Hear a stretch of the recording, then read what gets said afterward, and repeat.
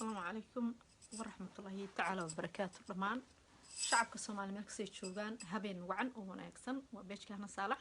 ومركز كاga barateen halganka umada Soomaaliyeed in aynu dalka iyo dadka halka kaga halgano aynu soo sheegnay wanaaga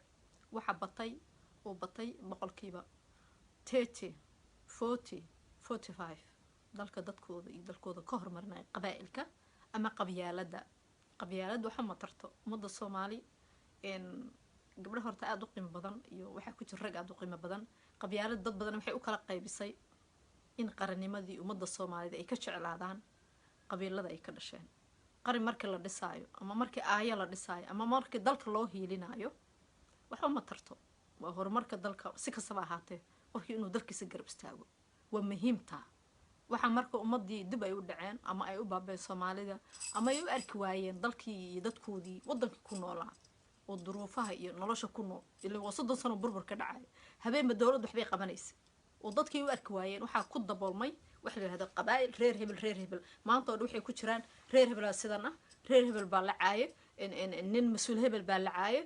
reer hebel kadna isku daboolay ma arkayaan qofkaas qaladku uu sameeyay almuhim 1% ba wax sameeyay waa qofkaas in maanta oo dhan la magacaabo u dhaha qaladku sameeyay waa qasab in la sheego oo lagu matalo oo la yiraahdo hebel baa waxa sameeyay ama corruption ama musuqmaasuq ama qaranku wax ka iibsaday ama hantidii shacab marka taana waxay mas'uul ka tahay in dadkii ay isku hor dhigaan ay dhahaan oo qofkayga haysata anu iga dhashay marka taa waxa la rabaa Soomaalida in laga jaahil baxo oo dadkii dalkii loo daneeyo waayo ummad badan baa na sugayso dad badan waynu ka dhalanay dad badan baynu maxay ahayd na sugaayo waayo wadan 30 sano burbur ku jiray wadan la rabo inuu soo kobco dhaqaalihiisa wadan la rabo in la isugu tago wadan la rabo in gacmaha la isqabsado oo intaas burburayo oo cadaawad hadba koona ka soo galeysay oo qarankeenu dumay oo dhaqaalaheeni dhacay oo warshadaheeni baaba'ayn oo ma garanaysa dadkii miiga joogay oo magaalada imaado xoolihii dhamaadeen in ana maaliska aynu lahayn ugaadhi ay nabad guureen marka waxa soo markay dhacaan waxa iimaanaysa dhaqaale darro dadkii gaaja iimaanaysa hoos ay u dhacayaan marka taasa waxaan ugu habsatay haddana maanta waxa daba taagan reer hebel nin hebel wax sameeyay in adeerkay baa ka hadlaysa nin hebel wax sameeyay in abtigay baa ka hadlaysa in aabahay baa ka hadlaysa waay marka aynu u garan weynay inaynu qofka qaldan iska qabano maxaa u garan weynay inaynu dhahno way qaldan tahay stop ما قصي سرير هبل أديك قبري أدواء قلدن تاي ويل أضيف أدواء قلدن تاي because قارن كبالد كتاي because قارن كبار بسنة يسا إن ما أنت واحد عدا إن مركز تو وضد كان إن قارن ككفر حسنين أما إن الدولة هرو سعته أما أمضي كفر حسنين إن ما أنت ولا ملك سلوير هذا أو عيدا كان ترد بدم حيين محي تعيدا كان لدسايو إن محي أن لو قرب استاجين أدون كعالم كمركز ضدكم حود الإنسان عيان ويتشعلهين وضوين كنا لتاجه أرمي والله قرع adoo habiya qornaysa oo rajis gareysanaysa good caadi mushaarkada qaadanaysa laakiin inagii jahliga naga batay markii ciidankii la kobciyo la dhisay nin kasta oo qaradabas wuxuu leeyahay ciidanka maxay yihiin maxaa loo tababarayaa turkiga maxaa loo geynayaa ciidanka wadis because waxa la diidan yahay qarankii inuu kobco dawladii markay wax qabato deyn cafiskii buuqa laga dhalay odayaal social media la soo fadhiisiyay markii ay wax la qabanayo dad baa ka hadlaayo horumarkii dalkii oo dhan bacagaha looga dhagaya marka asxaabta quruxda badan beeshka midnimo qaran ka galay dadka qaarkood ima arkaynin oo dhalinyaro badan marka hadda inta igu weysaan beeshkaas midnimo qaran insha Allah way soo share gareyn doona uu saarayahay already ba halkaas igala soo xiriir insha Allah idinka madaxina u soo galay way dad badan oo aad noo qiimeeyo jecel oo halganka dalka iyo dadka jecel oo jecelnay dhagahooda wanaaga ku dhacaan ayaa jiro oo runtii waxaan la hurayna waa wadankaaga oo dalkaaga waa ciidaadii waxaas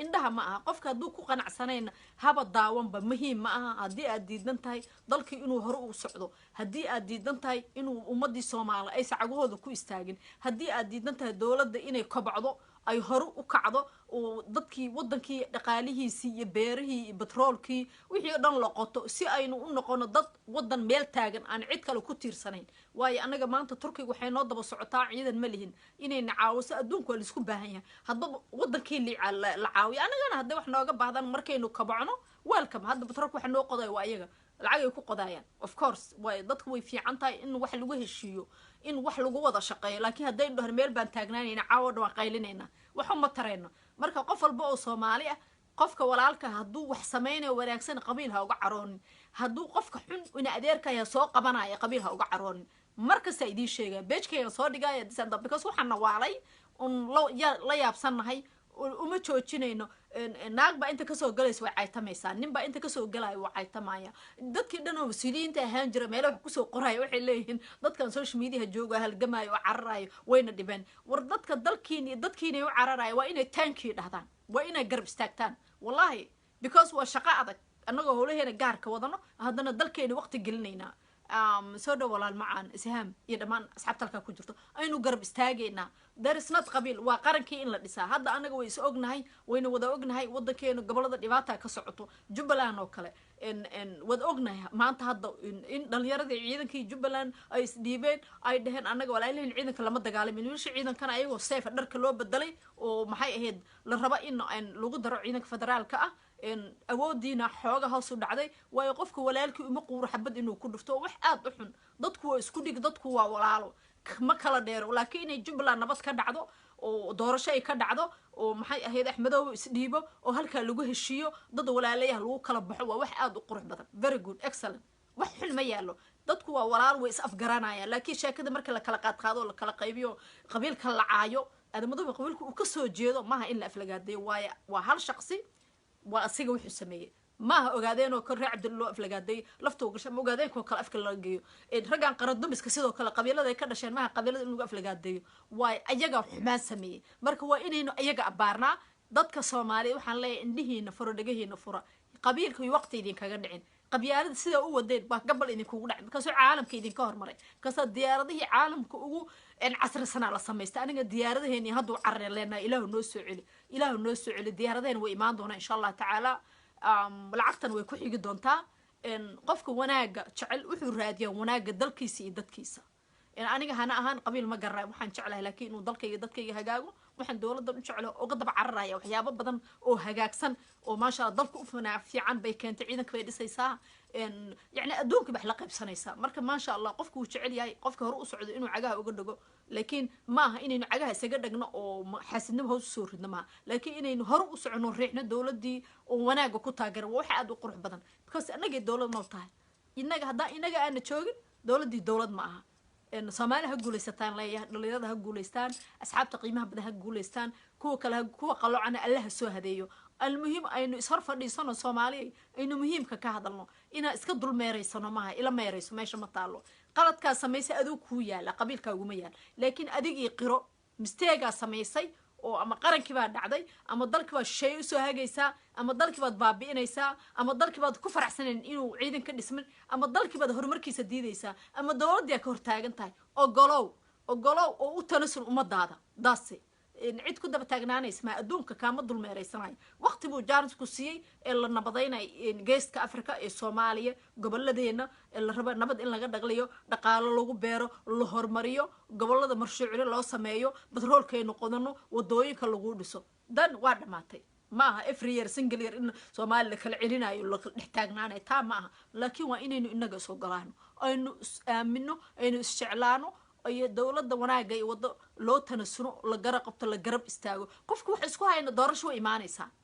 wadama hada wax isku hayso soo sharax imaada qofka maamul rabow kii waxaan jiray ama kan hadda cusub socdo cid kuma haysato laakiin gafur yaa la taagin oo maanta reer hebel yaa laga hadlin meesha reer hebel ma taal waa way ka sareysaa waa siyaasadii dalka qarannimadii in la dhisaa in la halgama in hore loo socdaa inaynu aayaha Soomaalnimo lagu dadaalo ummadda Soomaaliya waxa la guulaysaa meel kasii joogan qarannimada ha lagu dadaalo dalka annaga wadala cid kala ma laha waxaynu u baahanay inaynu dalkeena iyo dadkeena iyo aayaheena aynu dhisano aynu hore u socono Soomaaliya ha guulaysato war Soomaaliya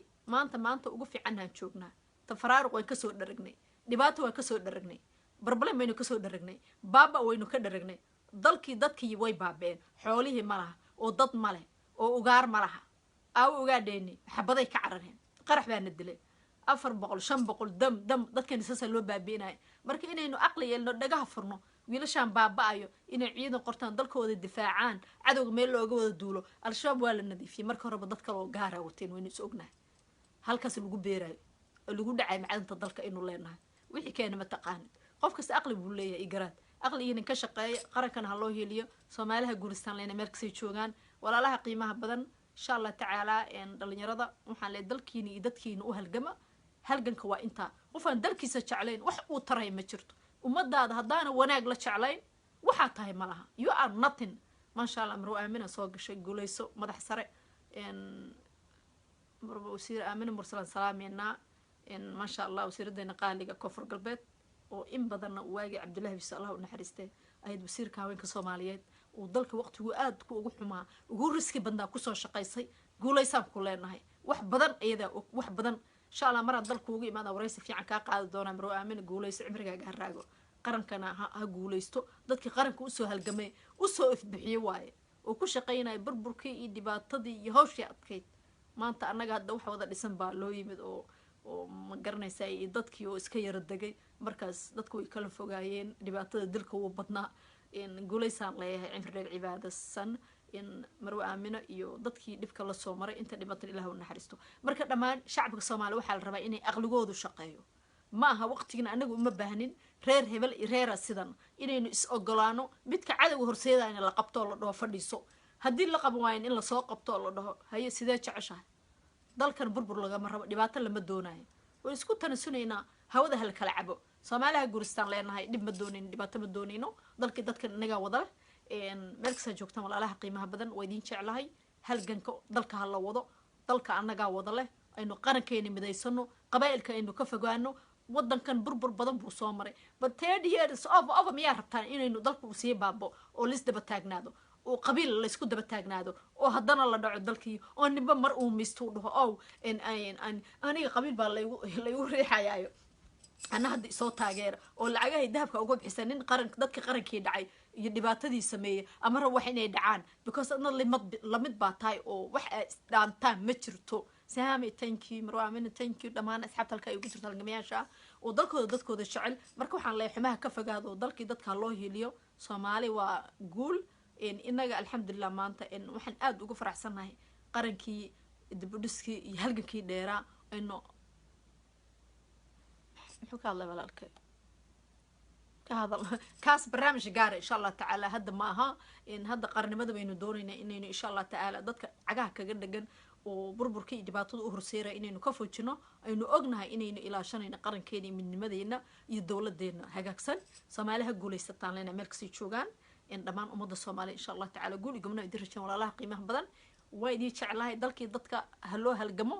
in ku soo dhawaada wadankiina dalkiina inaynu gacmaha isqabsano aynu qabaa'ilka ka fogaano si aan qarankeena u dhisano habeenka idin wacnaado insha Allah marka labaynu is arki doonaa guulaysta dhamaan umada Soomaaliyeed